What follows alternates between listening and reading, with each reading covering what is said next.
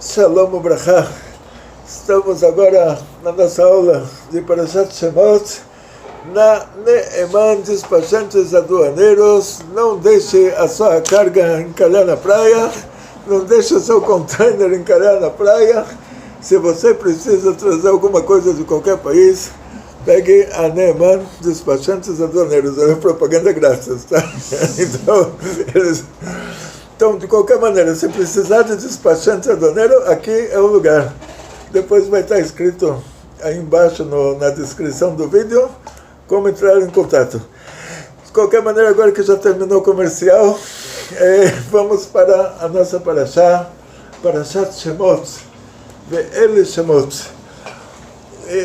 Na Torá não tem nomes de livros e de Parashá. Simplesmente a primeira palavra, como começa a Parashá. A Parashá começa Ve'ele Shemot, esses são os nomes. Então, tanto esse segundo Chumash, ele é chamado de Shemot, quanto a Parashá é chamada de Shemot, porque ela começa com essa palavra Shemot. Essa é a regra geral em relação a qualquer parte da Torá. E a Parashá nos conta, entre coisas muito interessantes, que o Yosef faleceu, tanto Yosef quanto todos os irmãos, e veio agora um novo faraó que não conhecia Yosef. Então vocês imaginam, diz o Zohar, que tinham 3 países, que eles eram países muito pobres, muito subdesenvolvidos, que esses países nunca virariam alguma coisa importante na história. E eles eram o Egito, a Babilônia e Roma. Esses 3 lugares não tinham nada para dar certo. E eles só deram certo porque o povo de Israel foi morar nesses lugares. Então, quando o povo de Israel desceu para o Egito virou Estados Unidos, virou superpotência mundial. Depois, a gente vê na história, quando tinham judeus em Portugal e Espanha eram potências mundiais.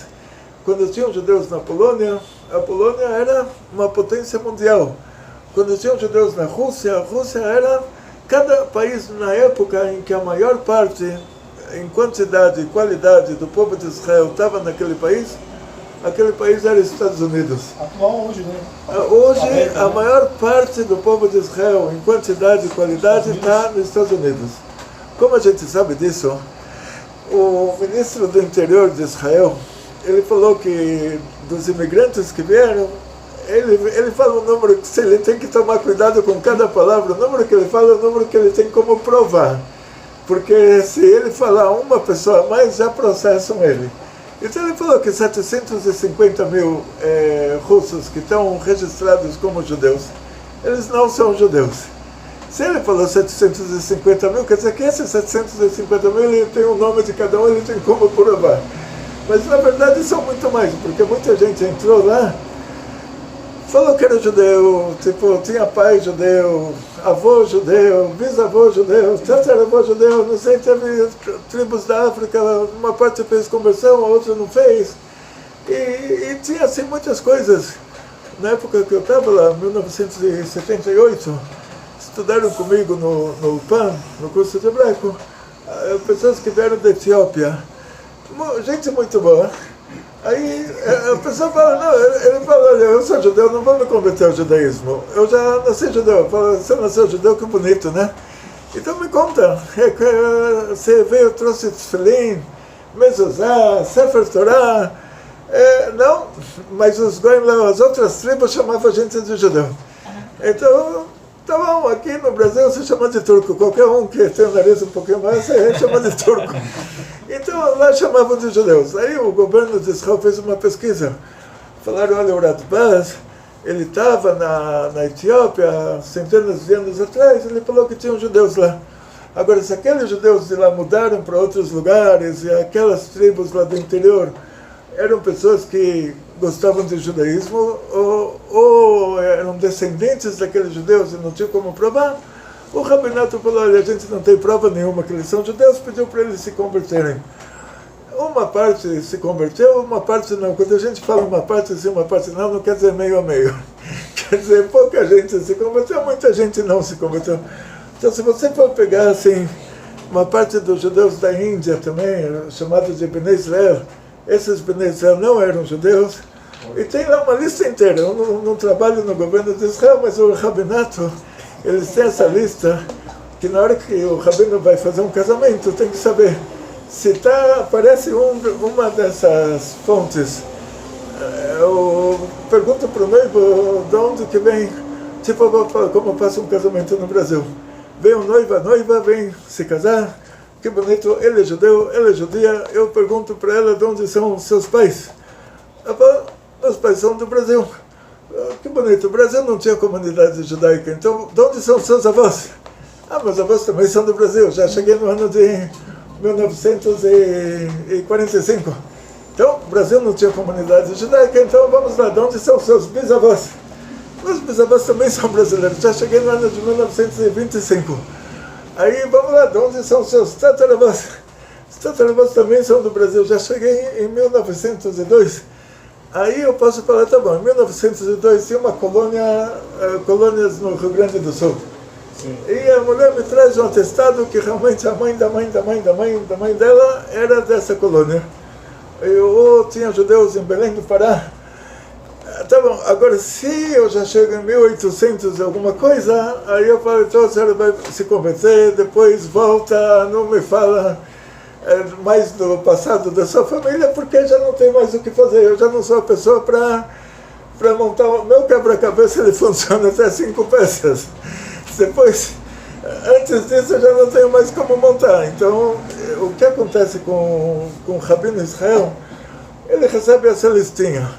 Países que tinham comunidade judaica, países que não tinham. Então, se a pessoa fala, olha, ele é um etíope, os pais são da Etiópia, os avós são da Etiópia, os bisavós são da Etiópia, então tá bom, me traz o atestado de conversão. E lá é fácil, porque você pode tirar até uma segunda via. Lechaim não é vodka, mas dá para fazer um lechaim.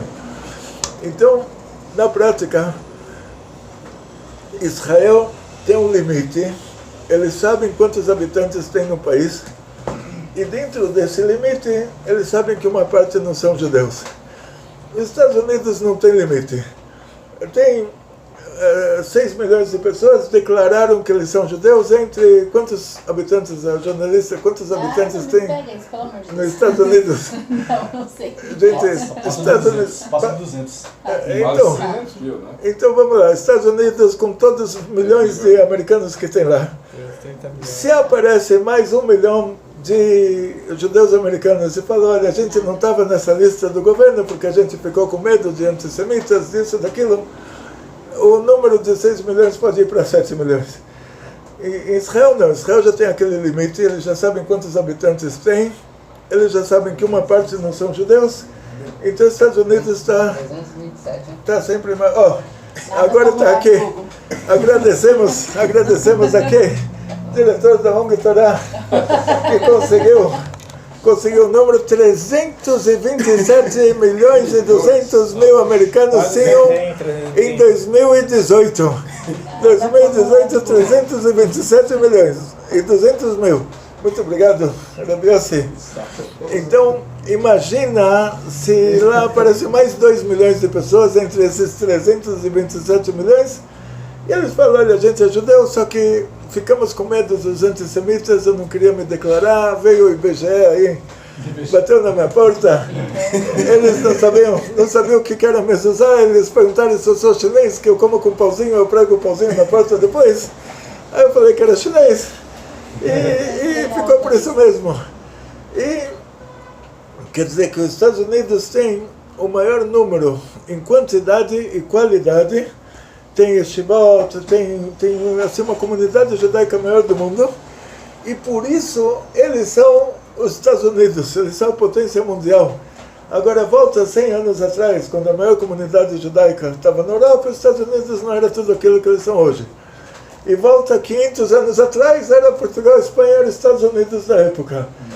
Então na prática, diz o Zohar, que o fato dos judeus terem descido para o Egito fez com que o Egito virasse Estados Unidos. O Egito virou o grande país, a potência mundial, a potência única mundial, por causa que os judeus mudaram para lá, e essa regra se aplica a qualquer lugar. Continuação.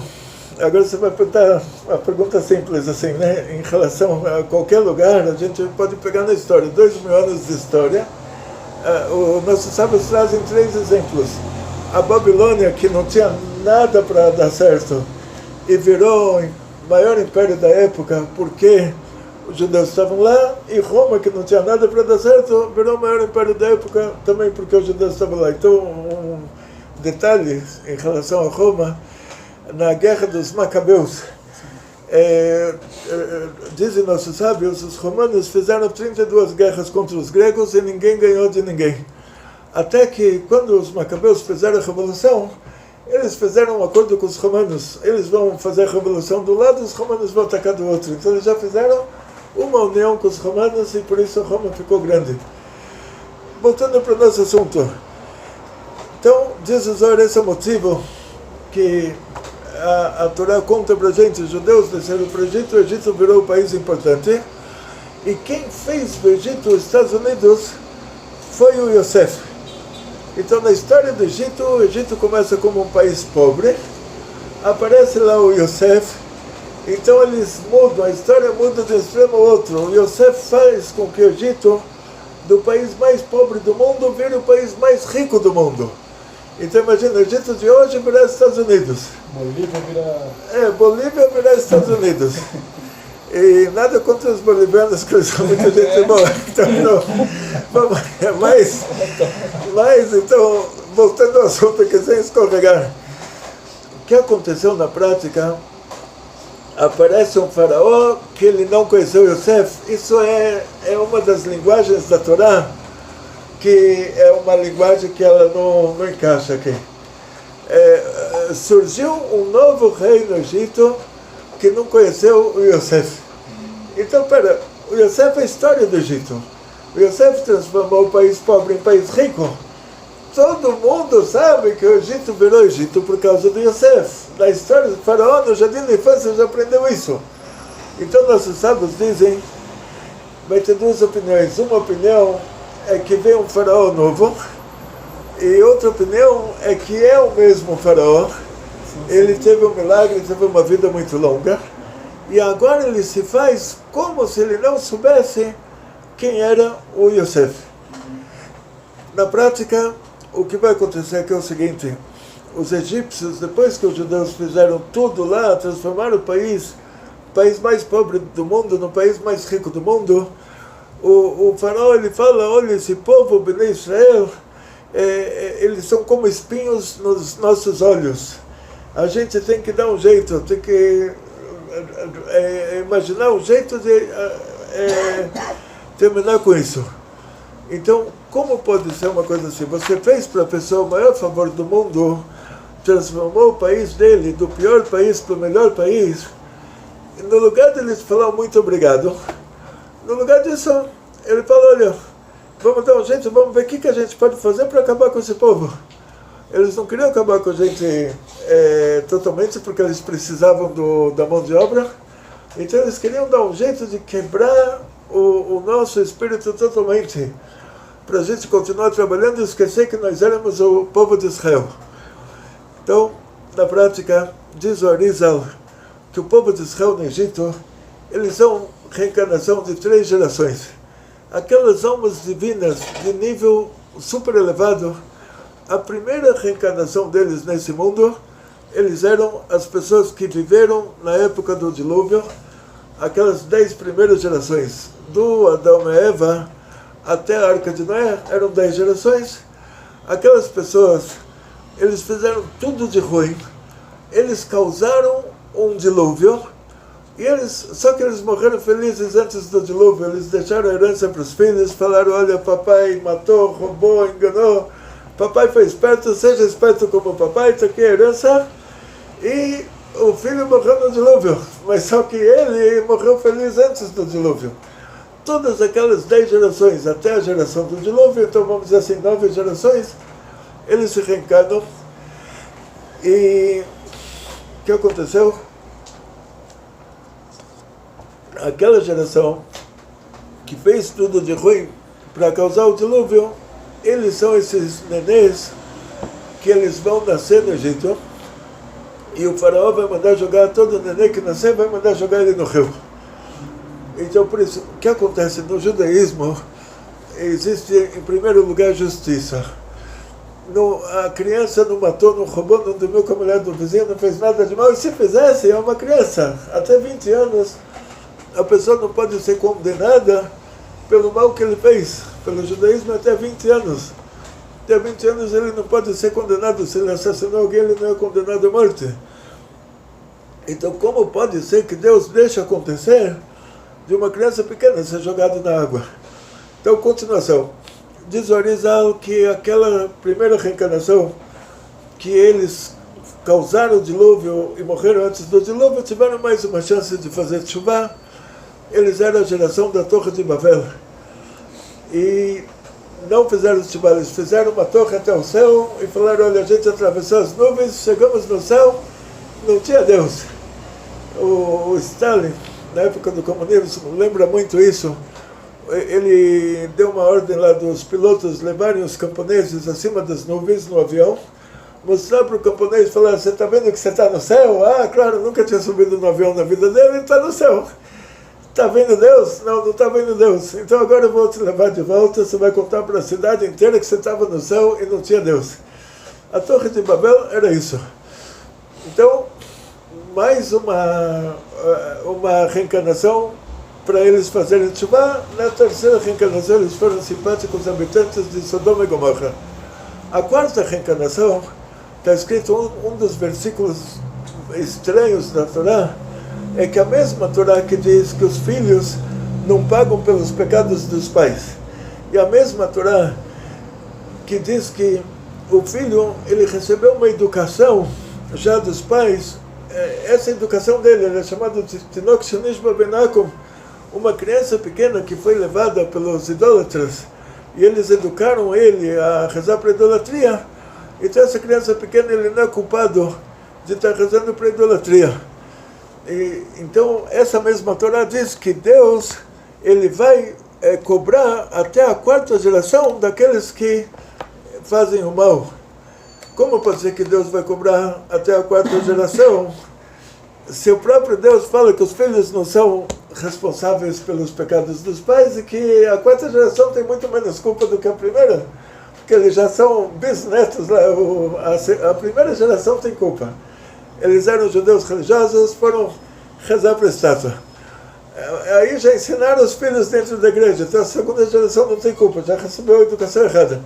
Terceira geração tem menos culpa ainda, que os pais já tinham.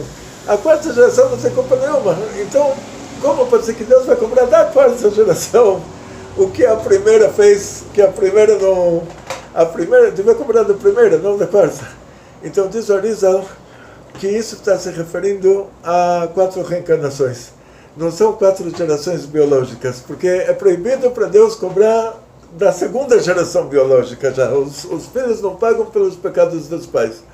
Então, porque a Torá fala 4 gerações, são 4 reencarnações. Então, 3 reencarnações a pessoa faz o que quer, mas tem que fazer tshuva e não faz. Na quarta, não perguntam para ele. Nasceu. Quem é você? Nenenzinho lindo, acabou de nascer, você causou o dilúvio, lá você é a reencarnação do cara que causou o dilúvio e morreu feliz antes do dilúvio. Então agora vai para a água. Depois nasceu, você era a reencarnação daquele que construiu a Torre de Babel, vai construir Pitom e Ramsés. Nasceu, você era a reencarnação da Sodoma e Gomorra, vai fazer todo o trabalho forçado. Na quarta reencarnação, a pessoa já não pergunta nada para ele. Fala, você não fez tshuva 3 vezes, na quarta não se preocupa. O tribunal divino faz tshuva para você. Já te faz a tshuva. Você não precisa mais fazer nada. 3 vezes você podia fazer, não fez. Na quarta deixa que a gente faz para você. Então o que aconteceu? Que esse povo de Israel que está no Egito, eles são, diz o Arizal, essa quarta reencarnação. Por isso que a gente sempre reza para quando você vai ter um filho, você vai casar, vai ter filhos, para que Deus mande para cada um de nós um filho que ele vai viver até os 120 com muita saúde. Porque se aquela criança veio para esse mundo para alguma retificação, isso vai causar um problema para os pais também. Os pais vão sofrer também. Tipo, aquela criança estava naquela família, chega o exército egípcio, pega a criança dos pais, joga no rio. Então o que acontece é que todo mundo que participou disso tinha a ver com aquela reencarnação da geração do dilúvio. Porque tinha uma pessoa que fez pior, outra fez melhor, e todo mundo causou o dilúvio. Então, aquele que foi super dedicado, empenhado, que no mérito dele começou a chover, aquele vai ser a criança que vai ser tacada no rio. Os outros que fizeram menos, mas também fizeram, eles vão ser os pais dessa criança. Eles só vão sofrer com isso que a criança vai ser jogada no rio. Eles não vão ser eles próprios jogados no rio, eles só vão sofrer com isso. E no final, aqueles egípcios que fizeram a gente sofrer, no final eles afundam no Mar Vermelho, eles são afogados na água. O que acontece? Que o Hillel, ele viu uma caveira boiando. Ele falou uma frase. Porque é bom. Ele falou uma frase, ele falou, olha, você afogou, por isso você foi afogado, e quem te afogou também vai ser afogado. Dizem, porque essa frase entrou no Porquê Avot, que aquela era a caveira do faraó. Então o faraó que tinha mandado afogar os judeus, no fim ele foi afogado. Ele teve, diz o Midrash, que ele teve uma vida longa, não é a aula de hoje sobre o faraó. Ele não morreu no Mar Vermelho, porque Deus queria que ele visse que o Egito inteiro lá afundou, que o exército inteiro dele afundou. Mas quando ele morreu afogado. Afogaram ele. Então ele falou, olha, quem te afogou vai ser afogado também. O que quer dizer? Tem uma regra divina chamada de Megalgelim Zchut Alidei Zakai Vehová Alidei Chayav. Quando Deus quer fazer uma coisa boa nesse mundo, Ele escolhe uma pessoa boa para fazer. Quando Hashem quer um decreto divino que alguém tem que morrer, então o tribunal divino escolhe uma pessoa ruim para fazer isso. Então, por isso que no judaísmo não tem sem querer. Quando uma pessoa, um assassino, está escrito assassino de propósito, o assassino sem querer, os dois têm um castigo. O assassino de propósito, ele é condenado à morte. Se tinha duas testemunhas visuais, que eram duas testemunhas judeus religiosos acima de 13 anos, é feito um julgamento, eles viram o ato, ele é condenado à morte. Se não tinha testemunhas, lá de cima já Deus faz, se ele não faz chuva, já tem outros jeitos de colocar a pena dele na prática. Agora o assassino sem querer, ele também tem um castigo. Ele vai para o exílio. Por que ele vai para o exílio? Porque aquele assassino sem querer, diz Horácio, diz a Gumará, Deus faz um milagre. Tem uma pessoa trabalhando em cima de uma escada, talvez por isso que o brasileiro não costuma passar embaixo da escada. Tem muitos provérbios judaicos. Tem um provérbio entre a cruz e a espada. O que quer dizer entre a cruz e a espada? Se fosse um cristão, entre a cruz e a espada, ele iria para a cruz. Só que entre a cruz e a espada, quer dizer, ele está no beco sem saída, era um judeu que não queria nem ir para a cruz e nem ir para a espada, ele não sabia o que fazer. Então tem essa de passar embaixo da escada. A Gumará conta que uma pessoa assassinou e não tinha testemunhas. E o outro está trabalhando em cima da escada, o outro tinha assassinado sem querer e não tinha testemunhas. Então Deus faz um milagre, esse que assassinou querendo está passando embaixo da escada, o outro que assassinou sem querer está trabalhando em cima, aí cai a coisa lá do que assassinou sem querer em cima do que assassinou querendo e mata ele. E todo mundo testemunha que ele assassinou sem querer, então ele é exilado. Então por quê? Que Deus escolhe para a pessoa fazer uma coisa ruim, já é escolhida uma pessoa ruim. Então quando Deus falou para Avraham Avinu, no Brit Ben Abutarim, Deus falou para ele,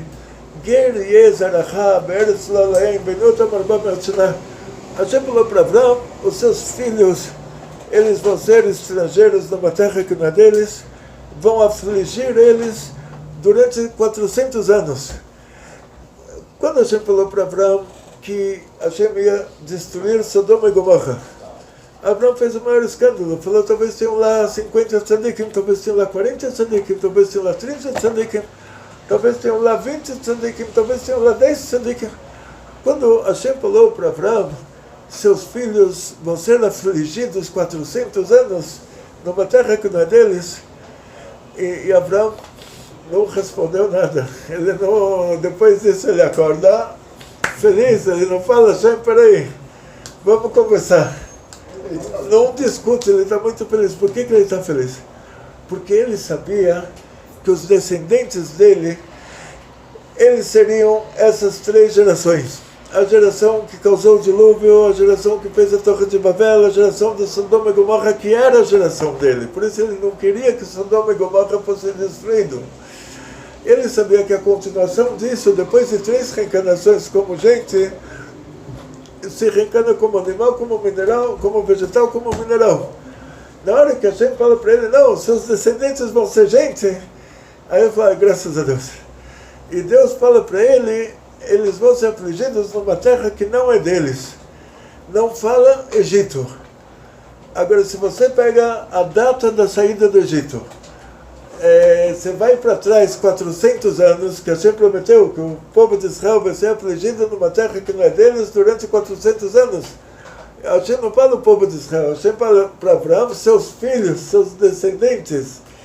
Então, quem que é o primeiro descendente de Abraão? O Yitzhak.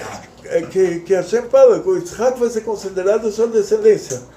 Se você pega a saída do Egito e vai 400 anos para trás, você chega até o Yitzhak, que Abraão Avinu, o Yitzhak nasceu, Abraão Avinu estava em Gerar, que era a terra dos filisteus. Então o Yitzhak ele já nasceu nessa situação, que já é numa terra que não era deles, e toda aquela terra era a terra de Canaã, não era a terra de Israel. Então quer dizer que 190 anos daquilo foi considerado que a gente estava numa terra que não era nossa, que era a nossa própria terra, que era chamada de terra de Canaã, Cananeia, até essa terra se tornar nossa depois da saída do Egito. Então nossos ancestrais, eles podiam, se o Yosef não fosse vendido para o Egito, nossos ancestrais, eles podiam passar esses 400 anos, muito obrigado, passar esses 400 anos na Terra Santa. Moshe Rabbeinu poderia ter nascido lá, e lá teria Geulah. Moshe Rabbeinu não precisaria pedir para entrar lá, ele já estaria lá, e aí o final seria muito mais feliz do que foi esse final que tiveram que descer para o Egito por causa que o Yosef foi vendido. Quer dizer, a gente ficou pior, a situação ficou pior. Esse que é o detalhe. Quer dizer, Deus podia dar um desconto muito maior, deu um desconto menor porque a gente causou isso. Então, continuação. Esses são os detalhes, ou seja, nada de mal acontece para a pessoa se não está decretado lá em cima. E a gente pode escolher entre 99% de desconto ou 1% de desconto. Esses 400 anos de exílio numa terra que não é nossa, aconteceu primeiro na terra de Canaã, que também não era nossa. A gente ficou pior, então o desconto ficou menor. A gente ficou ainda pior, o desconto ficou ainda menor. Até que a gente terminou lá numa escravidão. Então, voltando para os detalhes. O que se faz numa situação dessas? O povo de Israel estava naquela escravidão. O faraó, ele fez como se ele não conhecesse o Yosef. Imagina se você estivesse morando lá. O faraó, ele fala uma palavra aqui, Am Bnei Israel. O povo, os filhos de Israel, ele está maior do que nós. Diz o Arizal, quando está escrito Bnei Israel, são os judeus. Quando está escrito o povo de Bnei Israel, são as pessoas que gostam do judaísmo, eles eram chamados de Erev Rav, E eles eram realmente uma quantidade muito grande de pessoas. O faraó falou assim, olha, a gente terminando com os judeus, a gente termina com todas essas influências judaicas que estão acontecendo por aí. E hoje em dia existe essa mentalidade. Tem poucos judeus na América que eles têm uma grande influência sobre uma grande parte dos americanos. Então, se um governo sobe ou um governo desce, é a influência do povo de Bnei Israel, quer dizer, do povo que recebe a influência dos judeus que moram lá. Então a gente estava numa situação dessas no Egito. Então imagina, lá estava Yosef na história do Egito. Yosef, ele transformou o Egito na superpotência. E não só isso, a gente tinha uma influência popular, uma influência sobre a população. A era brava era o medo dos egípcios, eles eram uma quantidade muito grande de pessoas. E com tudo isso, no lugar da situação para a gente ficar melhor, ficou pior. Por quê? Porque a gente tinha essa pendência de reencarnação anterior. E essa é a regra geral em relação a tudo. Não adianta pensar que, olha, por causa de mim esse país está rico. E olha a influência que a gente tem nesse país. Se a minha reencarnação anterior, eu sou um cara que causou o dilúvio e eu vim aqui agora para tirar essa tendência. Então a gente vê que o povo de Israel, eles estavam divididos em duas categorias. Na hora que o faraó começa o concurso público, o edital, como se fala, a prefeitura vai fazer hoje eu vi aí, a prefeitura ia fazer um concurso público, não sei como fala em português. Licitação. Licitação. Começou a licitação da construção de Pitom e Ramsés. O faraó falou que ele vai pagar 1 dinar por cada tijolo que vai ser colocado. Ele foi lá no lugar da licitação e ele pendurou um tijolo no pescoço dele. Ele falou, olha, cada tijolo que for colocado aqui vai ganhar 1 dinar por tijolo e ainda o faraó vai dar parabéns para essa pessoa.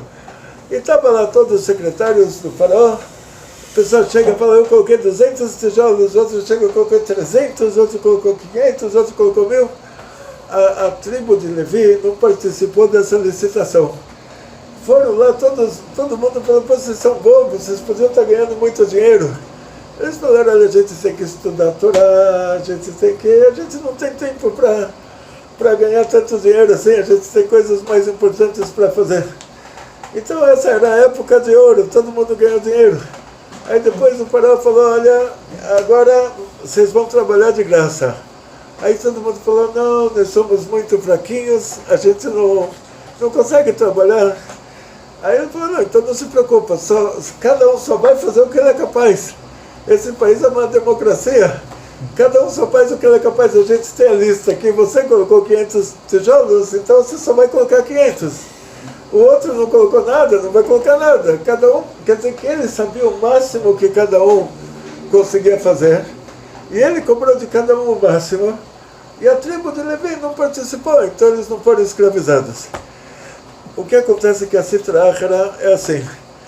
Não adianta a gente falar, olha, agora eu vou trabalhar dia e noite, não vou rezar, não vou estudar Torá, não vou cumprir mitzvot, só vou trabalhar, eu vou juntar muito dinheiro, depois eu vou mudar para Israel e lá eu só vou estudar Torá.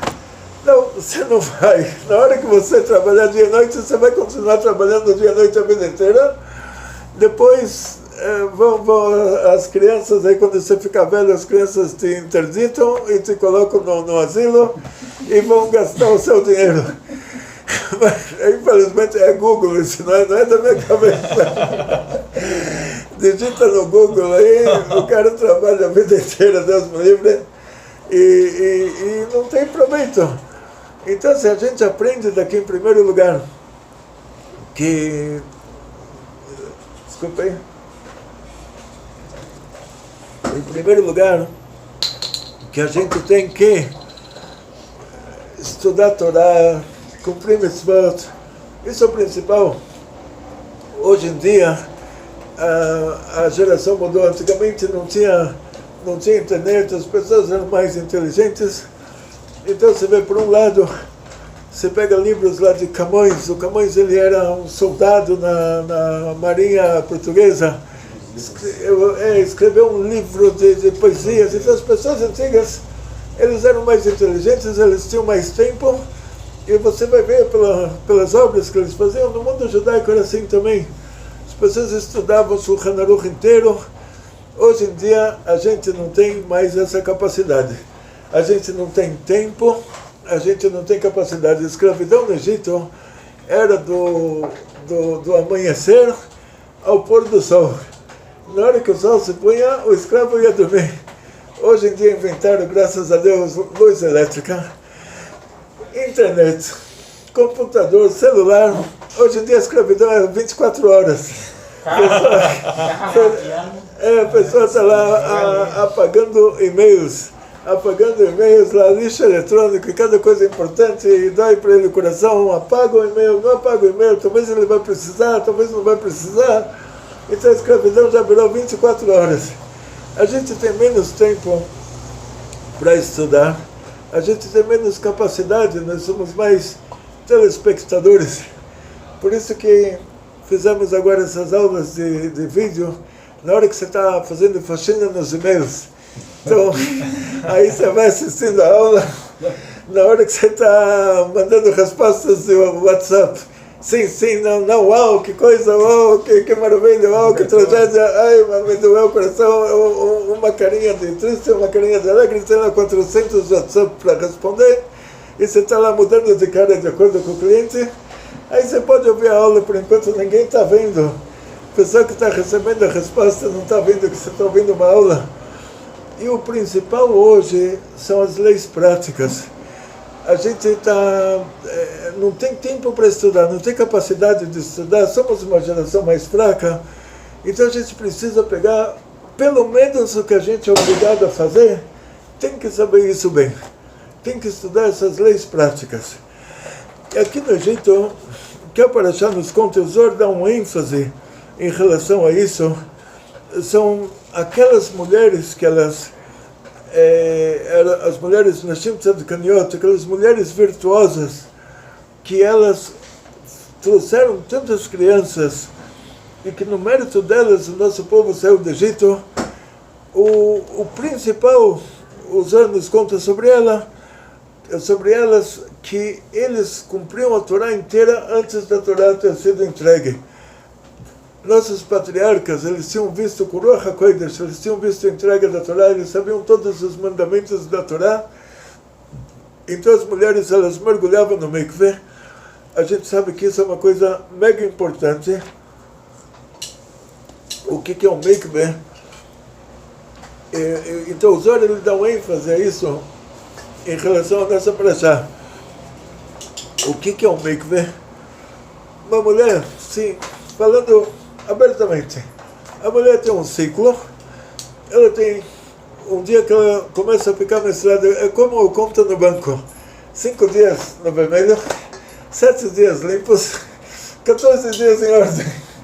Então a mulher tem um ciclo, os 5 dias no vermelho, quer dizer, 5 dias é menstruação, mesmo que foi um dia só, mas a Torá sempre conta 5, depois 7 dias limpos.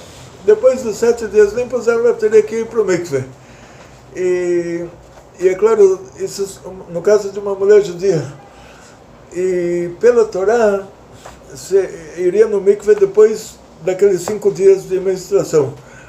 De Rabanan, eles acrescentaram mais 7 dias. Então tem pessoas que estão se aproximando do judaísmo, querem cumprir esses mandamentos, já tem que começar por etapas. Então não começar 5 ou 7, começar só 5. Depois, o que é um mikveh? Por exemplo, a pessoa vai lá, tem que mergulhar no mar, ou num lago. Agora, o rio, se ele é uma continuação de uma fonte, que não é o caso do rio brasileiro, que aqui no Brasil chove muito, então qualquer rio, tem muita água de chuva. Então a água de chuva tem que estar parada, tem que ser lago. Fonte pode estar andando. Então se for um rio num lugar que não chove 6 meses, como Israel, a maior parte da água daquele rio é a água da fonte. Então a mulher pode mergulhar lá na água corrente, porque é considerado água da fonte ainda, ainda está conectado à fonte. No Brasil, que tem a chuva, então se a mulher vai mergulhar no rio, tem que estar parado, pegar uma parte do rio que a água está parada, do lado do rio, uma coisa assim. Então, dizem nossos sábios que essas mulheres, para elas fazerem, o marido era escravo, elas iam até lá onde eles estavam trabalhando, depois que elas iam para o mikveh, depois que elas mergulhavam lá para se purificar da menstruação, elas iam até o lugar que o marido estava trabalhando, elas levavam o espelho e elas se olhavam junto com o marido, elas falavam, vamos ver quem que é mais bonito aqui, quebrar um pouco, descontrair um pouco a situação, e elas conseguiam seduzir os maridos e fazer os filhos. E aí, quando o povo de Israel saiu do Egito, elas trouxeram esses espelhos de doação para construir o Mishkan. E Moshe Rabbeinu falou, como eu posso aceitar esses espelhos? Olha o que elas estavam fazendo com isso. E a Hashem falou para ele, não, isso foi o principal. Isso é o principal, porque senão não teria o povo para sair do Egito, não teria as crianças. Então aqui a gente vai ver uma coisa muito importante. Com esses espelhos que eram de cobre, construíram o Kior, a caixa de água do Mishkan, que lá o Cohen ele se purificava, ele lavava os pés e as mãos antes de começar o trabalho no Mishkan. Quer dizer que a parte principal é a purificação. Então, tem os outros, traz toda uma profundidade sobre isso, mas para nós é o suficiente, tem no nosso site tudo que é relacionado a mikveh.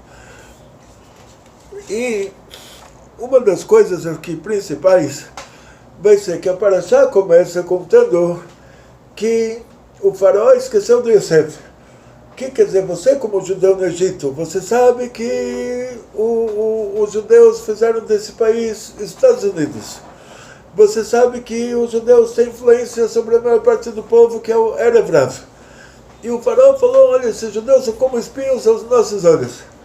E Hashem fala para Moshe Rabbeinu, agora na nossa Parashá, que Hashem vai mandar pragas para o Egito, e que no final, o Hashem vai fazer um milagre que os egípcios, eles vão ficar tão apaixonados pelo povo de Israel, que eles vão dar muito ouro, prata, muito dinheiro para o povo de Israel, eles vão sair de lá com Rehush Gadol, com muitas riquezas. Se a gente analisar na continuação, imagina, se tiveram 10 pragas, a última praga é a praga dos primogênitos. O que quer dizer praga dos primogênitos? Agora tem todos esses escândalos na Inglaterra, o filho do rei é o rei, e aí o segundo filho já não é mais o rei, e aí o segundo filho fica bravo porque o primeiro vai ser o rei, não ele. No Egito, o filho do sapateiro, o primeiro filho, ele ia herdar a sapataria. O pai ensinou para ele toda a tecnologia. O segundo filho já era um analfabeto. O terceiro era mais um analfabeto. O quarto era mais um analfabeto. Quer dizer, o primeiro filho sabia tudo, o resto era peão. O que aconteceu na prática? Que os primogênitos do Egito, eles eram os intelectuais. Eles eram as pessoas que iriam herdar os negócios. Então, Hashem falou para Moshe Rabbeinu, isso na continuação, depois, a gente não vai ser, nessa passagem já Hashem fala que ele vai fazer esse milagre, que os egípcios vão ficar apaixonados por nós, vão dar para a gente muitas riquezas, que isso Hashem tinha prometido para Abraão Avinu, também não tinha a ver com a gente queria sair de lá e acabou, mas Hashem tinha prometido para Abraão Avinu, então se Hashem cumpriu essa parte, deles serem afligidos lá, e por que não está escrito Egito? Quer dizer, Hashem escolheu o Egito, porque eles foram as pessoas ruins, que tiveram o mérito de receber esse trabalho, de fazer a maldade para a gente, por causa que eles eram essas pessoas ruins, eles receberam castigo depois. Não é que eles fizeram uma mitzvah de cumprir o que Deus falou para Abraão Avinu. Quer dizer, Deus escolheu uma pessoa ruim que merece um castigo, para colocar a gente lá, para a gente levar deles e eles depois levarem, Deus poder falar para eles, olha, vocês fizeram coisa ruim na prática, aí vocês merecem um castigo. Então, voltando aqui para o detalhe da praga dos primogênitos. O Egito não tinha esse povo árabe que tem lá hoje, Isso é coisa, acho que do ano 600, né? Salah Hadim tinha lá a expansão da Arábia Saudita por todo o Oriente Médio e Norte da África. Mas aqueles egípcios antigos, eles eram um povo que a gente não teria muito como apontar agora, né? Hoje a gente pode falar, olha, a Índia tem essa característica, que sei lá, as pessoas são escuras, com cabelo liso, eles têm rios sagrados e vacas sagradas. É o país mais próximo ao Egito, culturalmente, ao Egito Antigo. Então pode ser que o Sanherib, o rei da Assíria, quando ele tirou aqueles egípcios antigos do Egito, levou eles para a Índia. E lá eles se misturaram com o povo que estava lá. De qualquer maneira, aqueles egípcios antigos, eles eram o povo mais corrupto do mundo.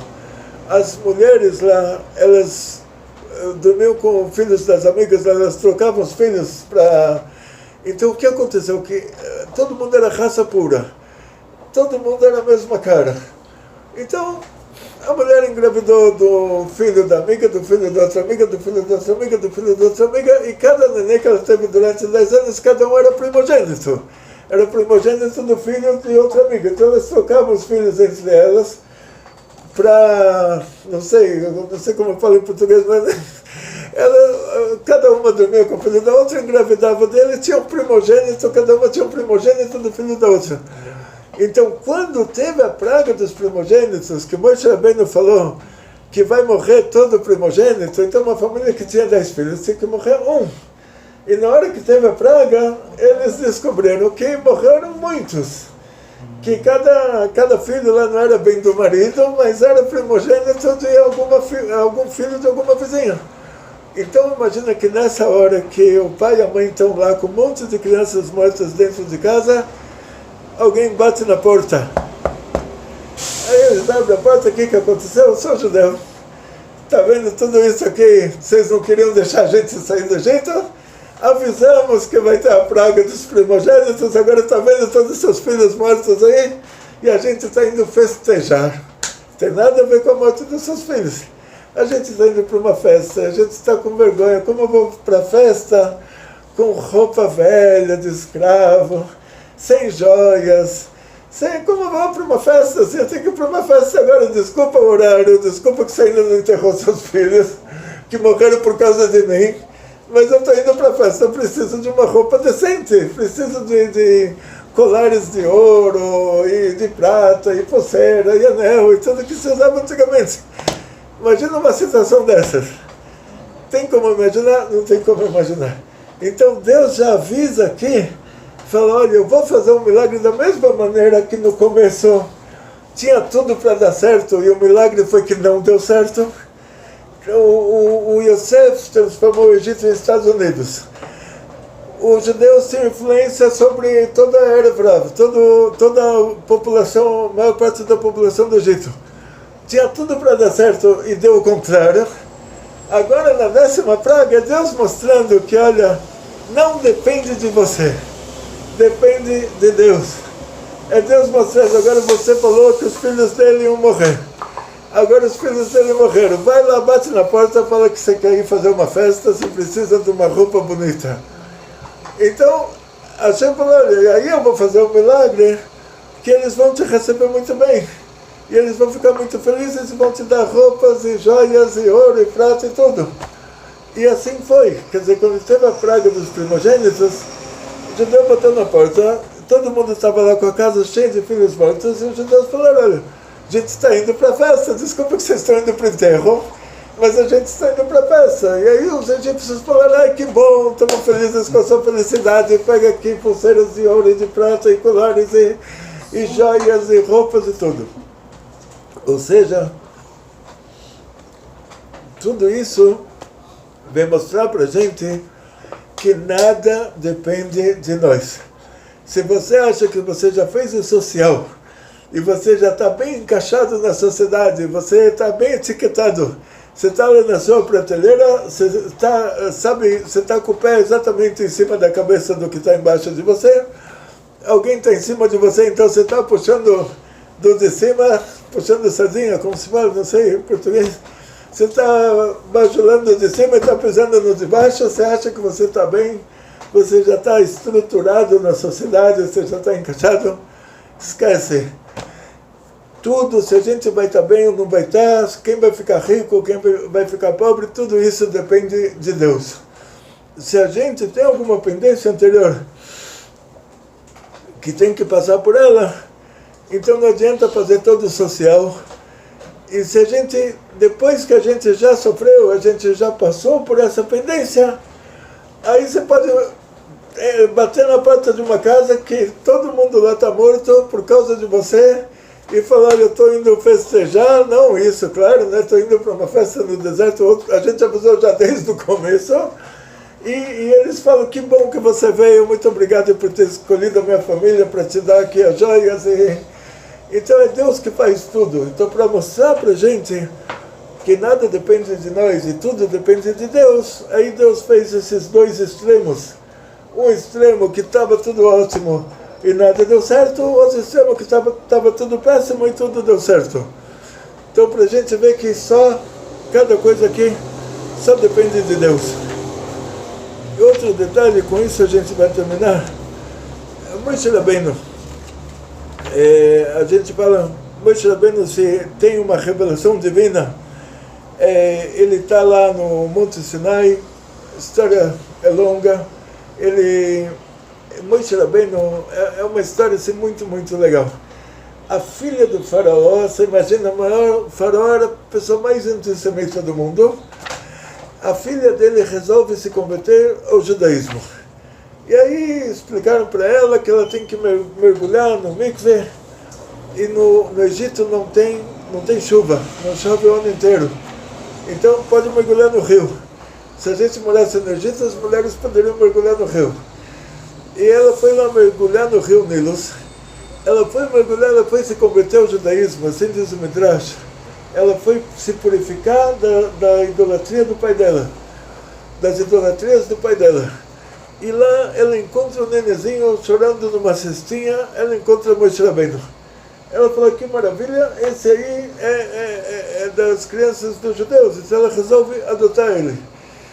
A irmã dele estava perto, a irmã falou, olha, eu posso encontrar uma mulher para dar de mamar para ele, que o que dizem os Midrashim é que ela tentou, ela viu que ele estava chorando, então ela pediu para as ajudantes dela, e naquela época não tinha leite em pó, coisas assim, todas as mulheres que tinham filho, elas tinham leite.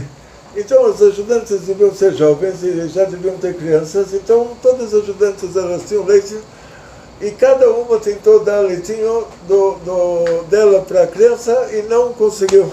Ele não quis, porque diz o Midrash que era uma alma que ele sabia que ele ia ter que falar com Deus, ele não queria tomar o leitinho delas. Então a irmã dele estava lá, Miriam, estava acompanhando para ver o que ia acontecer. Ela falou, te trago uma mulher para dar de mamar para ele e ele vai mamar. Aí ela trouxe a mãe dele, a Yocheved. E aí a filha do faraó falou, olha, eu vou te contratar 3 meses para você dar de mamar para essa criança. Colocou lá soldados egípcios na porta daquela casa para cuidar, para ninguém pegar a criança que ela adotou. Depois disso, levou ele para o palácio, trouxe para ele os melhores professores particulares da comunidade judaica, a tal ponto que um dia que ele saiu para ver agora o que está acontecendo com o povo dele, ele vê que um egípcio está dando chicotadas no judeu, a ponto que esse judeu já vai morrer. E nessa hora ele fala o nome de Kabbalah, que esse nome de Kabbalah tira a alma do corpo. Ele fala o nome de Kabbalah, a alma do egípcio sai do corpo, o egípcio cai morto. Então, como ele sabia isso, que a mãe dele tinha pego para ele os melhores professores da comunidade, eles tinham na tribo de Levi, tinham os cabalistas, e ele sabia todos os assuntos de Kabbalah. Só que na hora que isso aconteceu, ele enterrou lá o egípcio no pó, lá na terra, e depois o judeu que estava apanhando, no outro dia foi bater em outro judeu. Aí Moisés chega e fala, por que se são dois judeus, por que um está batendo no outro? Aí eles falaram, você vai fazer para a gente o que você fez ontem para aquele egípcio, que você matou ele?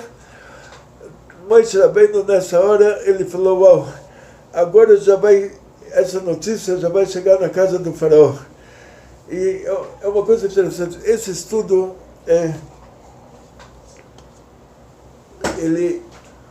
o que a gente aprende disso, que Moshe Rabbeinu, na hora que ele fala isso, depois a Torá nos conta que o faraó ouviu.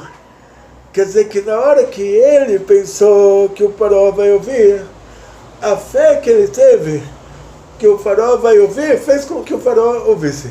Que ninguém ia ser louco de contar uma coisa dessas para o faraó, e falou, olha, o filho adotivo da filha dele, da Bátia, aprontou aí, ninguém ia ser louco de falar isso, porque o faraó ia falar, você está falando mal da minha família, você está falando mal da minha filha, vai para o calabouço.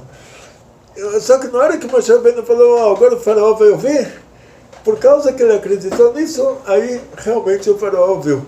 Daqui a gente aprende que a gente não tem que atrapalhar a nossa própria vida. Deixa Deus fazer os milagres. Não atrapalha. Não atrapalha. Não fica com fé contrária. Não fica com fé de que vai dar errado, porque aí Deus tem que fazer um milagre muito maior. Então, tem que ter fé sempre que tudo vai dar certo. A sua fé faz com que tudo dê certo. Mas o que aconteceu dessa história é que Moshe Rabbeinu teve que fugir. Ele fugiu para Midian. E lá em Midian, ele chega na casa do Itró. Tem uma história que com isso a gente vai terminar. Na casa do Itró tinha um cajado que o Itró, ele se demitiu, ele era conselheiro do faraó. E na hora que o faraó falou, olha, vamos dar um jeito no povo de Israel, aí o Itró se demitiu. O Yov ficou quieto, então o Midrash fala isso, só que o Itró, ele levou uma lembrancinha do Egito, ele levou um cajado, que era o cajado que vinha desde o Adão Arishon, que tinha descido para o Egito com o Yaakov, depois tinha passado de herança para o Yosef, e aí do Yosef foi para o governo do Egito, lá com as coisas importantes do Yosef. E o Itró tinha levado esse cajado, ele tinha letras em hebraico, e não tem muitos detalhes lá, se é esse hebraico de hoje ou hebraico antigo, mas o Itró, ele fincou esse cajado no pátio da casa dele, e ele falou, quem tirar, ele não conseguiu tirar depois, por milagre, assim, não adiantava se escavar em volta, não conseguia. Então ele falou, quem conseguir tirar esse cajado daqui, vai se casar com a minha filha. E chega o Moshe Rabbeinu, chega até a casa dele, ele lê as letras que estão lá no cajado e tira. Então é uma história longa, não vou, porque eu vou encurtar porque a gente tem que terminar. Mas aí o Itró falou, então ele vai se casar com a filha dele. Diz o Arizal que aqui aconteceu uma retificação, um conceito muito grande. Duas pessoas que começam a história deles, o Caim e o Abel.